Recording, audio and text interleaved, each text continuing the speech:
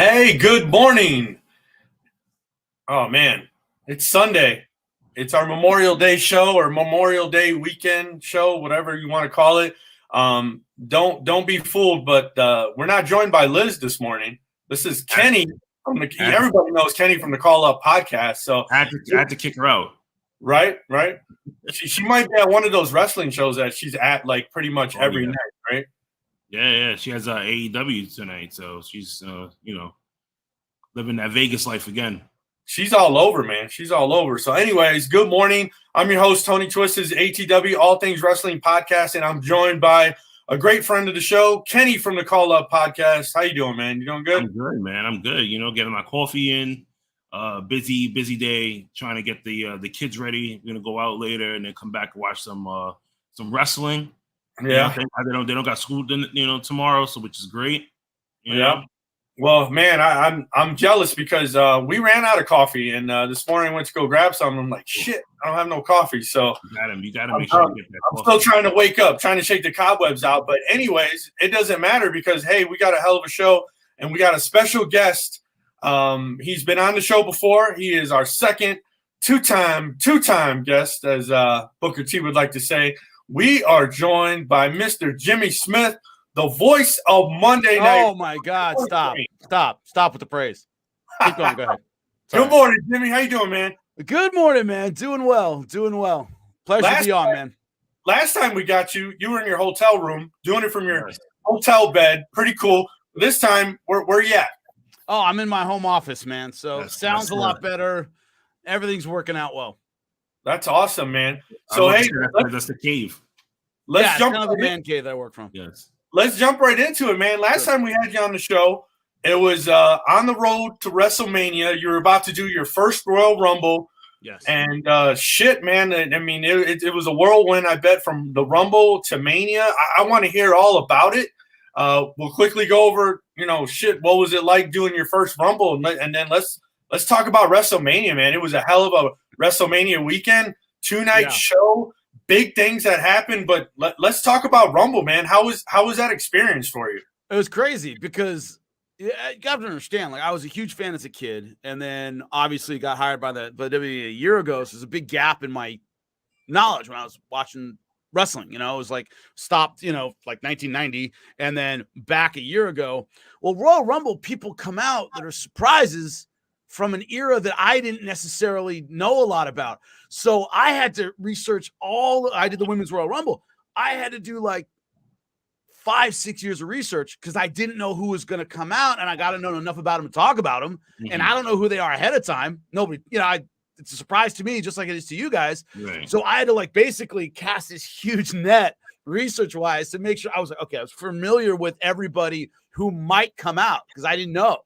And so that was huge, but it was a blast. And the ability to like focus on a particular thing at a particular time in a Royal Rumble, right? Because there might be 5 people all doing something at the same time.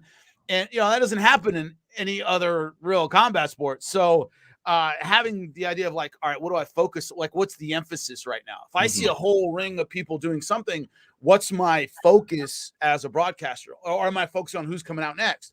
Or am I focused on who just came out? And so all those questions that are unique to the Royal Rumble were really interesting. So yeah, it was a ton of fun. I loved it. That experience with the crowd, counting down. I mean, when I'm watching with my kids at home, we'll be counting down, waiting, anticipating the next person coming out. Was there anything that was just, I don't know, like I get the Rumble is like no other pay-per-view, no other live show. I mean, I guess you just kind of get caught up with that. I mean, and if you watched Rumble as a kid, right? You said, you had a big gap in your age. I mean, just seeing that in person, I mean, that's just a lot of fun, I would imagine, right? Oh, it's awesome. And especially, I called Women's Royal Rumble, but I didn't call the Men's Royal Rumble. So I'm backstage just watching, just hanging out. And Randy Orton came out in St. Louis, where he's from, and the place just went nuts. And those reactions, those crowd reactions are huge, man. They're everything. It was something like 44,000 people. And so though, like that crowd experience is something that is unique to pro wrestling. It's just, the scale of how many people are at an event and how they're reacting to the event. That doesn't happen anywhere else, man. that was incredible. Yeah. Now, Jimmy, let me ask you, like, especially with the Royal Rumble and WrestleMania, they tend to bring out a lot more of like the casual fans, to come out to these shows. Like, do you see like the casual fans, like they get more excited for the people to come out rather than like the diehard, like say like WWE fans? I don't know. You know why? Because I can't tell. I swear to God, I can't Right. I don't know. All I see are people who are decked out head to toe in their favorite wrestler's gear, John Cena, whatever it is. Now you tell me what a casual fan is, because everybody's screaming, everybody was losing it. I guess casual fans are more, people are more interested. They're like, all right, if I buy one pay-per-view, it's WrestleMania, right? If I buy two, it's this. Live there in the lobby of the hotel was jammed with people all day long, trying to get near, the wrestlers or whatever. So I don't know what your definition of casual is. Everybody there seemed out of their mind excited about WrestleMania. So I think more casual fans will, buy the pay-per-view or get the Peacock subscription when they normally want in or something like that. But there live, everybody seemed like they were jacked out of their minds for everything that happened. Okay. Yeah, so I can't really tell. Now, I know going into the Rumble, we had kind of asked you when you were on the show last, like, hey, what kind of surprises could we see? I mean, obviously, ahead of time, they're not going to tell you. But when you're there and they're talking to you in your ear, do you know who's coming out? Or do you just know right when that person's music hit, you're like, oh, shit. I know when you know.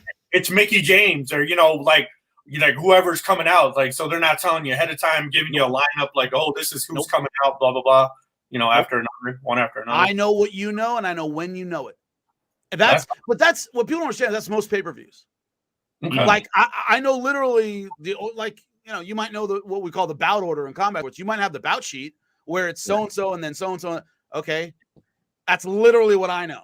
So the great thing for me about pay-per-views or premium live events or anything like that is I get to just call it without any knowledge. I don't know who's coming out. I don't know what's going on. I don't know anything more than the fans know. And that's cool. That's just like, all right, cool. I'm along for the ride like everybody else, and so-and-so comes out. I can literally say, here comes Mickey James. Check it out. I don't know any more than you do, which lets me kind of go along with the ride of the fans, which is awesome. Yeah. That element of surprise, it's coming across in your guys' voices. You, Corey, whoever you're calling the Rumble with. And I got to say, I think the women's Royal Rumble, I think personally, in my opinion, was a little better than the men's. I heard that a lot. Fans really seem to like the women's Royal Rumble. But the Rumble to me, it's a show I've never got to see live. I've been to 4 WrestleManias, and some of the biggest WrestleManias. I think in history, I saw Hogan and Rock live in Toronto, but WrestleMania 18. So I've been to some pretty awesome, amazing shows, but the Rumble is something I've never got to see live. Have they said where the Rumble is going to be next year or not yet? They kind of teased that a little bit. I don't think so. I could be mistaken, but I don't think so unless I just haven't caught it. No. And also, it's so funny. People go, hey, what's this? What's this coming up? Guys, I'm on the road every Monday. So people go, so what's going on? I'm like, we were in Vermont. Like, it's so funny. I travel so much and there's so many shows. We just announced Crown Jewel. We just announced announced Crown Jewel. Yeah. We are doing the Cardiff show. So people go like, what's your next big thing? I'm like, because we announced so much stuff. So I don't think Royal Rumble's been announced yet. That's not sticking in my head. That I know. Obviously, WrestleMania is in LA, which is great. That's my old stomping ground. So it's awesome to go back to LA. So, but I don't think they've announced Royal Rumble. I don't think that's on the schedule yet. Well, speaking of Mania, man, let's jump into it because I want to hear all about your first WrestleMania experience. It was a 2-night show. You did a hell of a job, man. I mean, I would imagine the pressure for that being your first Mania was like just intense. How do you prepare for something like that? Or do you just, because the travel just kind of hits you? I know you're constantly on the road. Are you just like the day of or the day before, you're just jumping right into it, right? You don't really have time to kind of for that to kind of mess with you? You know, no, I had time for it to mess with me because it's WrestleMania. So it's just the scale was just it wasn't, you know, Monday Night Raw. You know, it was on a scale beyond anything I had ever seen or experienced. So I prepped like I always do. But the cool thing about WrestleMania is that's the final chapter to a book I've been writing and reading for 2 months at that point. So I know how we got there. I know the backstories. I know because I've been calling Raw for week after week after week, and this is where it all ends. So the cool thing is yeah, I do my prep like I always do, but I already know it. It's already in here. I already called all these stories going in. Now it's just me kind of enjoying the end of the novel that I've been reading and writing for, you know, how long. So there's that. But I'm telling you, day 2, I opened the show. Second night, I went, welcome to WrestleMania, Dallas, whatever I wrote down, you know, 77,000 fans, Texas Stadium. When the open that I wrote, I said it, and we do our on camera and and here we are. And, you know, first match walks out, and I went, I just opened WrestleMania. Like your mind was blown. 10-year-old me would flip out at this point. 10-year-old me that saw, you know, Macho Man Savage and Ricky the Dragon Steamboat have, in my opinion, the greatest match of all time, would go, my little brother was like, you know, he's like a year younger than me. He texted me, he's like, dude, you just opened WrestleMania. You just said, welcome to WrestleMania. Jimmy Smith, Corey Graves, Byron Saxton. Yeah, it was absurd. And then the matches were phenomenal. I think, you know, people are talking about maybe the greatest WrestleMania of all time. The matches were all sharp. They were all great. They were all, crowd was into every single one. They were well paced. It had something for everyone. You know, my wife's not into pro wrestling. She watches it. She would watch WrestleMania because I was calling it. You know, she's kind of, and she texted me in the middle of the Sami Zayn Jackass match and said, "I'm laughing my ass off right now. This is awesome." That was the same thing my wife said. Right, like who couldn't care less about wrestling. She was like, "This is awesome." And I told Sami Zayn that. I went, dude, my wife knows nothing about this, but couldn't, and was like, Jimmy, I'm sitting here watching this, and I'm totally entertained. And Sammy's like, that is the biggest compliment somebody could pay me. Is, you know, she's not a mark. She's not sitting there with a belt, you know, like she's literally like, this is great. Right. Like every match had something for everybody, man. Some were brutal, some were fun, some were, you know, Logan Paul, who I thought did an amazing job. I hate saying that. Didn't incredible. So it had something for everyone, and everything was timed and worked out and was super sharp. It was an awesome WrestleMania. It was awesome. Now, what would you say? Obviously, you called a ton of matches, but then, you know, they rotate between the SmackDown crew and the Raw crew. What would you say? What was a highlight of the night for a match that maybe you were calling? And then as a match you were watching, what were a couple big moments, maybe a couple of your favorite moments from those two nights? Cody Rhodes coming out that place went crazy. And then it was just, he soaked it up in a perfect way that was appreciative, but not self-aggrandizing. I know that sounds weird, but he's so good at writing this line of understanding the history, but, you know, still writing that face line of like, thank you. Like, I really appreciate this, but hey, I'm Cody Rhodes, right? You know, like, it's like he's humble, but he's still like, I got that star power. I know who I am. And then Seth Rollins is so good at, you know, Seth freaking Rollins, who takes that line and goes, nah, I'm going all the way. That, yes, I'm soaking this up, and it's so great. And seeing how both of those guys mastered that side of the character was amazing. So the walkout of Cody Rhodes, the whole match between Bianca Belair and Becky Lynch, I thought was beautiful. Real, you know, it was great. It was a great story they told. It was a great match they had. It was absolutely wonderful. The Sami Zayn match with all of the, if you know anything about television or theater or anything, the more elements you add to something, the more chance something's going to F up. It's just like dominoes. Is the more you put, the more likely they're going to go early and ruin your life. The number of elements in that match, and the number of people came out and the mousetrap, where something could have just gone horribly wrong and screwed everything up.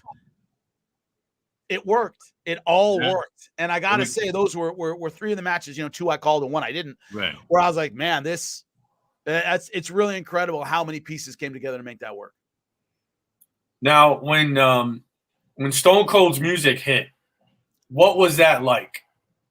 I mean, it'd been 19 years since Stone Cold been in a WWE ring. Everyone was waiting for Stone Cold.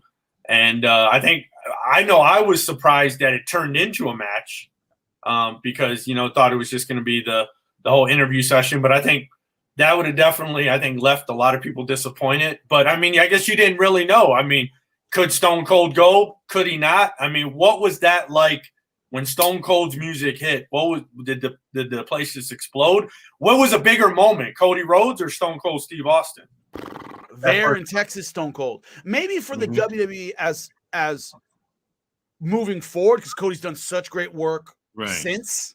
Maybe it was Cody Rhodes is ultimately bigger. As a one-off moment, probably Stone Cold was a one-off. He did it once, and it's a miracle he did it and all this stuff. But it's not like that started this run that's going to propel him to superstar, and he's already a superstar. So I told Michael Cole before Stone Cold's match, before WrestleMania period, when in doubt, I'm going to shut up. I told him that. I said, look, guys, hey, man, it's my first WrestleMania. This is very different than anything I've ever done in my life. When in doubt, I'm going to shut my mouth. I said that. And he goes, great. You understand. If you watch Stone Cold again, that glass breaks and I don't say a word for 2 minutes. I don't say a word. I don't think I said a word until they start going at it. Right. What am I going to say that 77,000 screaming fans aren't? What am I going to say is going to add to that? Nothing. I can only say something that's going to detract from that. I just shut up. And he came out and he did his thing. The crowd went crazy. And then he sits down with Kevin Owens. So I'm not talking there because they're doing their thing. Right. And then boom, the match starts. And we go, oh my God. And that's the first time I spoke in. Now, let me ask you, because you said 10-year-old you inside was just like super excited that you opened up WrestleMania. Now, what was 10-year-old Jimmy like when Stone Cold came out? Because you were quiet, but I know the inside you was the same way like me, screaming his head off like no tomorrow. 10-year-old, you gotta remember, guys, 10-year-old Jimmy was 1987. I'm a little older than you guys. Oh, yeah. Right. But no. So what I'm saying is Stone Cold was one of those stars. I saw him when I was working in Beverly Hills. He was at a hotel I was working at because I was valet in Beverly Hills and blah, blah, blah. And I saw Stone Cold Steve Austin, and people mobbed Stone Cold Steve Austin. He's a star that you didn't have to be a wrestling fan. You didn't have to know anything, and Stone Cold Steve Austin. And seeing his ability, the charisma he still has, and the ability to work a match that he still has, knowing physically what the guy's been through and all this stuff, was amazing to watch. And it was the dream of Theory. It was the dream of Byron Saxton. It was the dream of Kevin Owens to take a stunner from Stone Cold Steve Austin. So for him to kind of give that out to everybody, it was an incredible honor for everybody, man. It was so fun. It was great for me. I loved it. Now, Kenny, actually, you did like a meet and greet with Stone Cold, right? So when WrestleMania week, I know Austin, he had a meet and greet that he did, and I actually got to go out there because I met him when I was 14, and I told him the story. I said, I met you when I was 14 years old. We took a picture together, and this was back when there was no digital, photos. You had to get the camera and snap it and go to get it developed. I said, I went to go get the film developed. The lady told me nothing came out. Damn, that sucks. And Austin doesn't do a lot of meet and greets, so it was a really long time coming. So when I finally got to meet him, I had my phone. I was like, listen, I need you to do a video. They were doing a professional photo. So I was like, take my phone, do a video. I told him the story. Me and him had a laugh, and we took a really great picture, and I still have it. I actually got it framed. My wife looked at me. She was like, you really got this framed? I was like, yes, I did.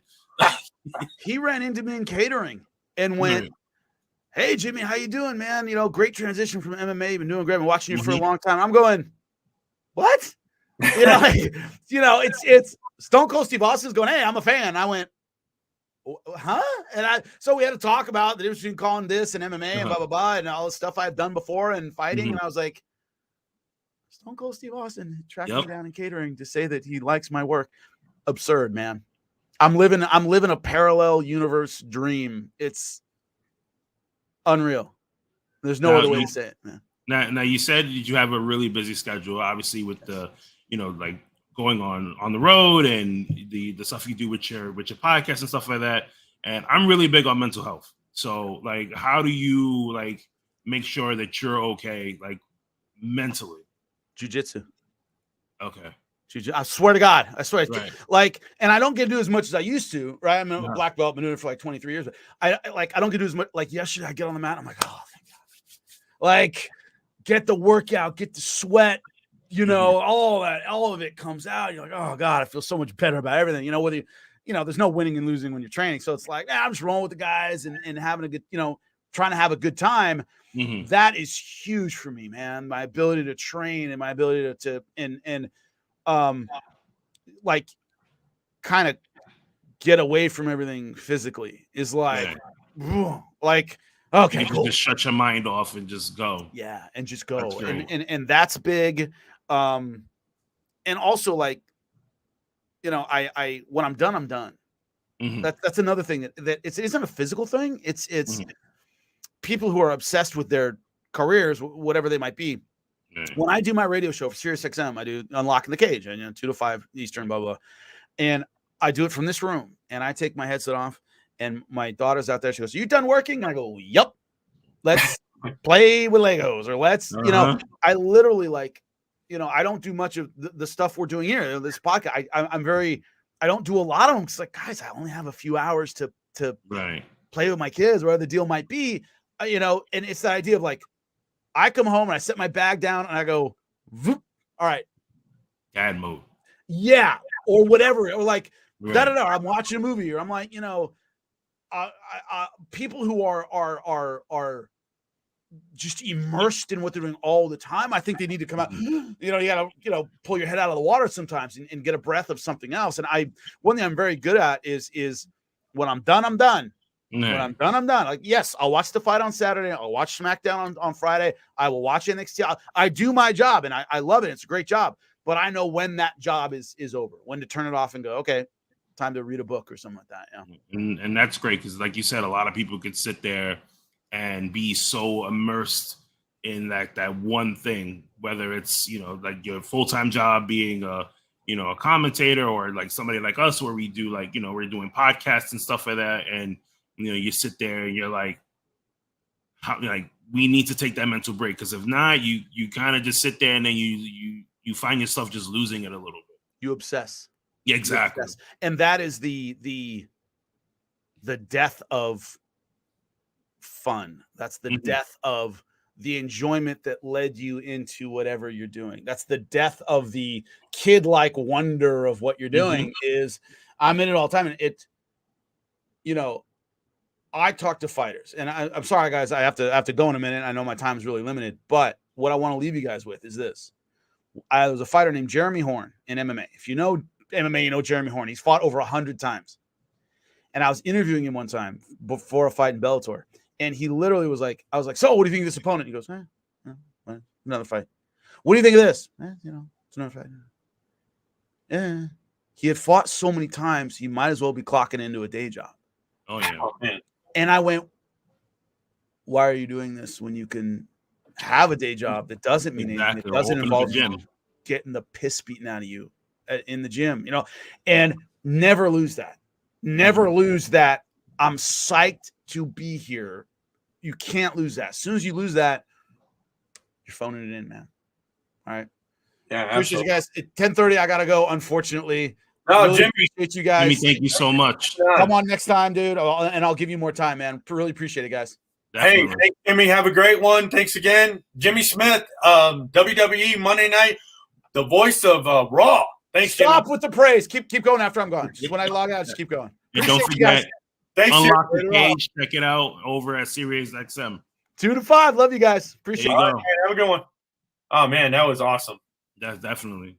Yeah, now I would love to have more time with them, but shit, I mean, the dude is on the road. Like, I was surprised he was at home. Yeah, last time he was in a hotel room. Mm-hmm. So it was like, yeah, he's like, I could come on, I could do the show this time. Hey, man, whatever you want, Jimmy. I just appreciate you coming on because, like he said, he doesn't come on really any other podcast. So, hey, you got to hear first, folks. Jimmy's been on twice on our show. So thank you, Jimmy. The voice of Monday Night Raw, Kenny, that was fucking awesome. That time just flew by.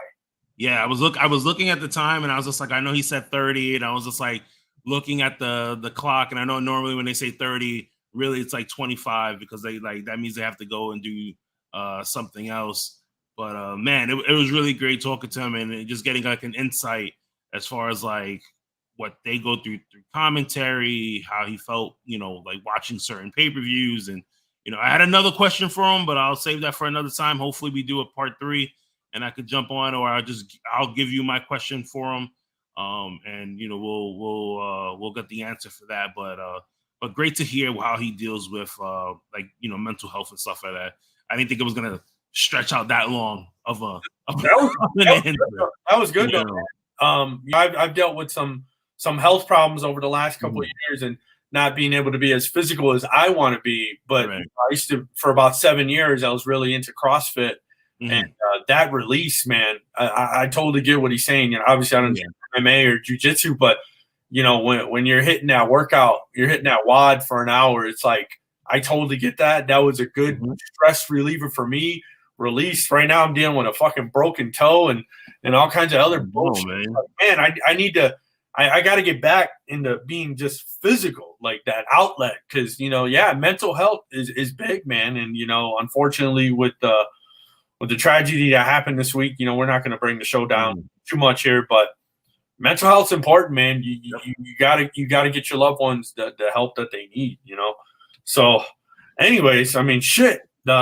I wanted to get that experience, WrestleMania, like first one, because we in the first interview we talked about leading up to the Rumble, and the Rumble is my second favorite pay-per-view of the year. You got Mania, you got Rumble, SummerSlam, Survivor Series. Those have always been the 4 big ones, and I love all of those shows. Right. A lot of the ones in between, they try to pump them up. What do we got coming up? We got Hell in a Cell, we got Money in the Bank, and then I think are we jumping into SummerSlam after that? Yeah, so it's Hell in a Cell, Money in the Bank, SummerSlam. I think they have the show in the UK. Then it's Survivor Series. Right? That happens in September. I don't know. It seems like they throw a couple little ones in there. So. Unless they're gonna go, really, it'll go SummerSlam, Survivor Series, and then they're gonna do, I think, whatever show that they're supposed to be doing in the UK, and then Crown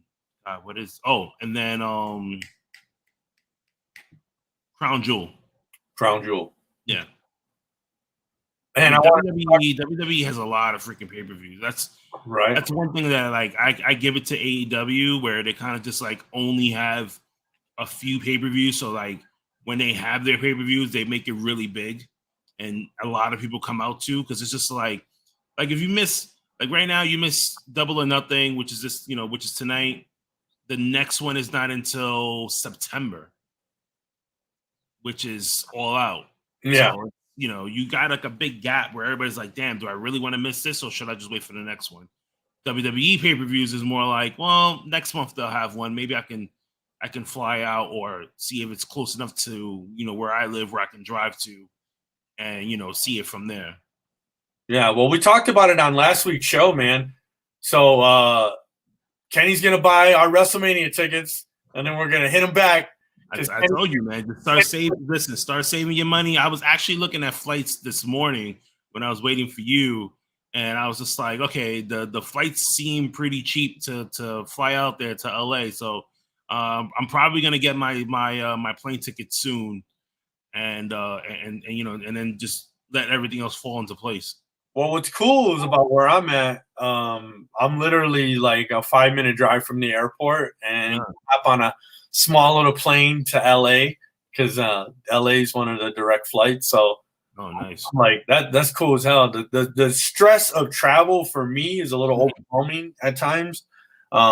So I'm glad that if I shoot over to LA, it'll be a pretty quick and painless trip. Okay. And then just gotta figure out, I don't know, we're crashing on Liz's couch in LA or what. I don't know. Like I say, I told a friend of mine, I was like, she's blowing up over there. I told a friend of mine, I was like, listen, we just need to like even if we share a room, like I don't care, like just to save costs, because it's gonna cost money to like to be out there, especially like food, transportation, because I'm not renting a car to drive. Like I'd rather just like Uber it or freaking take the train or a bus or wherever their basic means of transportation is. Yeah. Well, hey, if you're just joining us, this is our Memorial Day weekend show. We had Jimmy Smith on, the voice of Monday Night Raw. I'm a huge fan of Jimmy Smith, man. Since he came on day one, the guy, what was his name? Adnan Kirk, like the guy that was on for like a hot minute. Yeah. He was doing. He did 7 episodes, and that was it. And he left. Yeah. One thing I wanted to talk to Jimmy about was recently he got to call Monday Night Raw when Corey Graves was out. He got to call it with Jerry the King Lawler. I would have loved to have talked to him about that, what that was like. But next time we get him on, I know you said you had a question. Man, Jimmy's great. He's a big reason why I watch Monday Night Raw. I'm a huge fan. Yeah, that was great, man. That time went by a little too fast, but he's a busy guy. So thank you again, Jimmy, for joining us today. What do you got going on for Memorial Day weekend, man? We're gonna head out in a few minutes to Six Flags. Go get on some rides over there, and then I'm gonna come back here, probably order some food. Yeah, and watch Double or Nothing. Nice. Well, man, this was a special show. I know you're a busy guy as well. Got the kids, got the fam, all that stuff. So be safe over Memorial Day weekend. The gas prices, what are they like in New York, man? Right now, they're at like close to $5. Oh, shit. That's crazy. Yeah. I thought it would have been a little bit more expensive in New York, like in California, but I guess not. The gas in Cali is like, I think it's $6 or it's over $6. Could you imagine that? I'm not complaining here right now. Yeah, where I'm at, it's like $4.50. It's right. Like $4.50 a gallon. So we're not at the $5 mark yet, but I'm sure by 4th of July weekend, we'll be over it. They always jack up the damn gas in the summertime anyway. Yeah. This is just crazy. They know people are going to start using the AC more. They're going to start driving places. So they're like, yeah, that's where we're going to make our money the most. Oh, yeah. Rolling blackouts, all the fun stuff in the summertime. When did you guys have that big blackout in New York? Was that like 03, 02? That was like that. I think it was 03, 04. Yeah. We had that blackout. I think it was like 03, 04 when we had that. I remember watching it on TV and just people just walking out into the street. Like it was insane. I mean, we get quite a few of those out here where it's just like there'll be pockets of different like neighborhoods or like boroughs where like the power goes out and then it's out for a couple of hours and then it comes back and it's a hassle. Like for me, it's more of a hassle like when you have kids and stuff like that happens, because then you're just like, yeah, what do you do? Especially when you have 2 young kids and they're like, I want to watch TV or I want to play a game, But God, hopefully nothing like that happens. I mean, we're kind of prepared a little bit here. I have like the solar powered chargers and all that other stuff there, so we will, for the most part, we'll be okay. Especially because I started stocking up once a lot more crazy stuff started happening in the world. I was like, yeah, no, like we got to start stocking up on stuff just in case. Yeah, crazy stuff in the world. That's just like it's just a Tuesday, It's like It seems like a crazy stuff in the world is just happening every day, man. But Kenny, I appreciate you coming on, man. No, thank you for having me. Who you are, but tell my audience where you at. You got about 25 podcasts that you do during the week. No, listen. It seems that way that I have like 25 podcasts, but it's a simple fact that I love just like interacting with everybody. So a lot of the time, just like you when you reached out and was like, hey, do you want to come on and talk to Jimmy? I was like, hell yeah. Like, you know, I get that a lot too, where like people will just say like, hey, like, do you want to come on this? Like, or do you want to do that? I'm like, yeah, sure.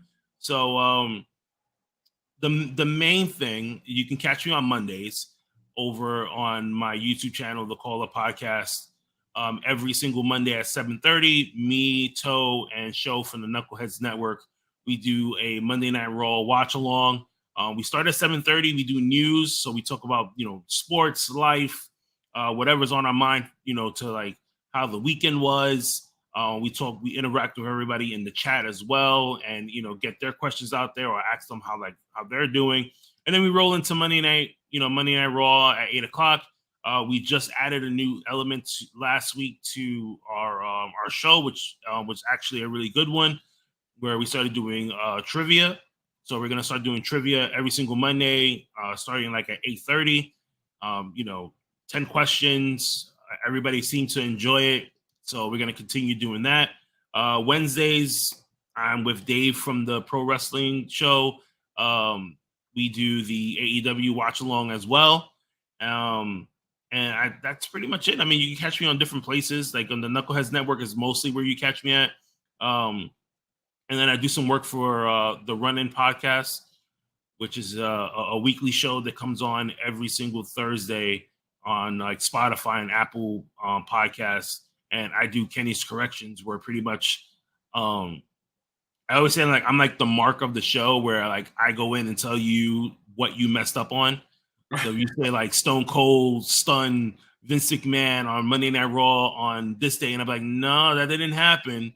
Like, it was this. Or they'll ask me, they'll go in and be like, hey, like, who had as many titles as, like, I don't know, Randy Orton? And I'll be like, oh, it was this guy. There's, you know, he had this amount of, well, whatever. It's like, all right. So they just pick my brain on things, and I recorrect people when they say certain stuff. So, but it's fun.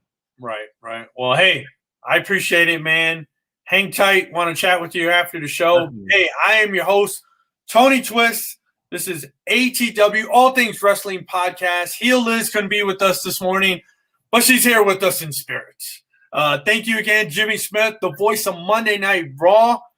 And thanks again, Kenny, for joining us. And we out.